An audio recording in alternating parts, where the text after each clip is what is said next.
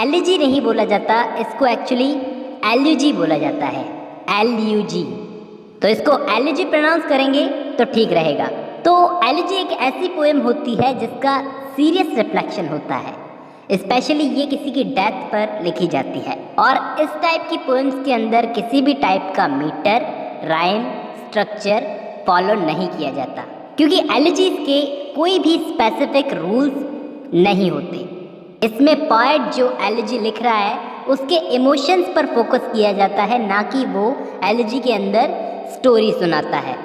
दूसरी बात ये, क्योंकि इसमें पोएट अपने इमोशंस पर फोकस करता है, तो generally LG first person point of view में लिखी जाती है। ये दूसरा पॉइंट है। शुरू में पोएट अपना दुख बताता है, रोता है, अपनी कंडीशन बताता है, अपने दोस्त की कंडीशन बताता है, और एंड में जाकर खुद को तसल्ली देता है। जनरली ऐसा ही होता है एलजीज के अंदर, और ये डेफिनेशन मैंने दी है एलजी की आज के पोएट्स के हिसाब से। आज के पोएट्स के हिसाब से एलजी एक दुखी पोएम होती है जिसमें राइम और मीटर को फॉलो नहीं किया जाता। तो एलजी की क्या खास बात होती है जो ये बाकी पोएम्स से बिल्कुल हटके होती है? तो दोस्तों, एलजी के अंदर किसी भी टाइप की कोई स्टोरी नहीं सुनाई जाती, जैसा कि एपिक पोएट्री और बैलेड्स वगैरह में होता है। और दूसरा फर्क ये होता है कि एपिक पोएट्री और बैलेड्स वगैरह में पहले थर्ड पर्सन का यूज़ होता था, third person point of view का यूज़ होता था, जबकि एलजीज में first person point of view का यूज़ करके पोएट अपने पर्सनल इमोशंस को शो करता है। और एक पोएट के लिए एलजी एक बहुत ही अच्छी चीज़ है अगर वो अपने पर्सनल इमोशंस को बिना किसी रेस्ट्रिक्शंस के शो करना चाहता है, बताना चाहता है तो। और ये बात तो मैंने आपको बताई दी कि इसके अंदर पोएट अपने फीलिंग्स को बताता है, ना कि स्टोरी सुनाता है। अगर हम इनकी हिस्ट्री की बात करें तो एलजीज की हिस्ट्री दोस्तों एंशिएंट ग्रीक और लैटिन लिटरेचर से जुड़ी हुई है।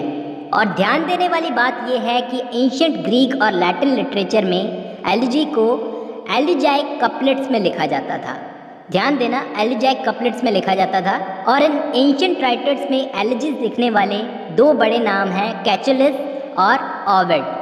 ये ओविड तो लव एलिजीज लिखता था एलिजाइक कपलेट्स का यूज़ करके, लेकिन जब ओविड की एलिजीज को ट्रांसलेट किया गया तो इसमें जो मीटर था वो गायब हो गया। जब उसको ट्रांसलेट किया गया, ध्यान देना, तब मीटर गायब हो गया, ओविड की एलिजीज का मीटर गायब हो गया। दोस्तों, मैं बात करूं इंग्लिश लिटरेचर में एलिजीज की तो 16th सेंचुरी तक तो ये साफ ही नहीं था कि एलिजीज होती क्या हैं। किसी को पता नहीं था, बस ऐसा समझा जाता था कि कोई ऐसी पोएम होती है एलिजी जिसका सीरियस रिफ्लेक्शन होता है।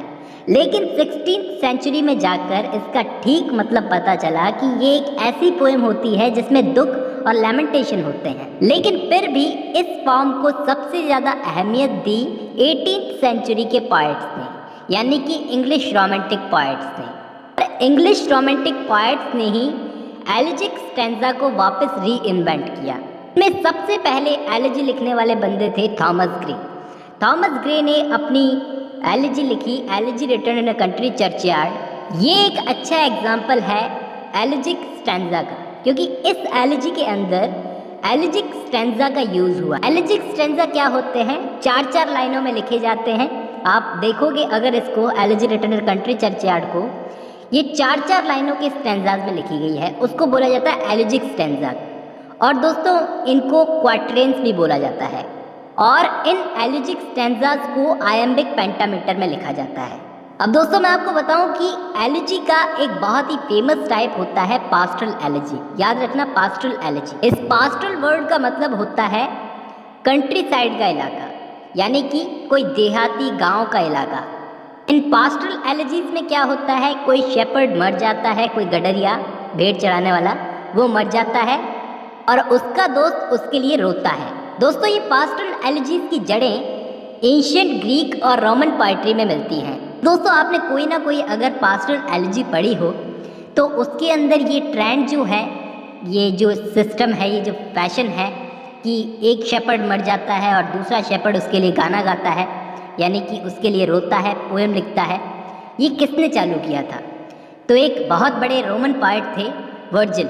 और मैं आपको बता दूं कि एक ही एलिजीज के अंदर आपको कॉमन मिलेगी। वो चीज़ है कि हर एलिजी लिखने वाला पोएट क्लासिकल माइथोलॉजिकल फिगर्स को अपनी एलिजी में शामिल करता है, जैसे म्यूजेस हो गई। इंग्लिश लिटरेचर में अगर पास्टोरल एलिजी में सबसे ज़्यादा कोई फेमस एलिजी है तो वो है जॉन मिल्टन की लाइसिडस। 17th सेंचुरी के ग्रेट पोएट जॉन मिल्टन ने इसको लिखा था और ये इंग्लिश लिटरेचर की सबसे ग्रेट पास्टोरल एलिजी है। ऐसे ही मिल्टन की तरह टेनिसन, वर्ड्सवर्थ, वाल्ट व्हिटमैन और रॉबर्ट फ्रॉस्ट ने भी अपनी अपनी कुछ एलिजीज लिखी हैं। अब मैं आपको कुछ फेमस एलिजीज के नाम बता देता हूँ जिनके राइटर्स के नाम आपको याद रखने चाहिए, हो सकता है आपसे पूछे जाए। सबसे पहले elegy written in a country churchyard, जिसको लिखा था थॉमस ग्रे ने, ये नाम जरूर याद रखना। दूसरी इन मेमोरियम, इन मेमोरियम को लिखा था अल्फ्रेड लॉर्ड टेनिसन ने अपने दोस्त आर्थर हेनरी हेलम के लिए। तीसरी लेसिडस, लेसिडस दोस्तों इसको लिखा था जॉन मिल्टन ने एडवर्ड किंग के लिए।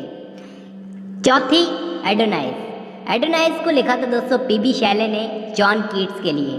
पांचवी ओ कैप्टन माय कैप्टन, इसको लिखा था वाल्ट व्हिटमैन ने अब्राहम लिंकन के लिए। ये क्वेश्चन शायद इस बार नेट में भी पूछा गया था कि ओ कैप्टन माय कैप्टन को वाल्ट व्हिटमैन ने किसके लिए लिखा था, तो मैं आपको बता दूं अब्राहम लिंकन के लिए। और last in memory of W.B. Yeats, इसको लिखा था W.H. ऑर्डन ने विलियम बटलर यीट्स।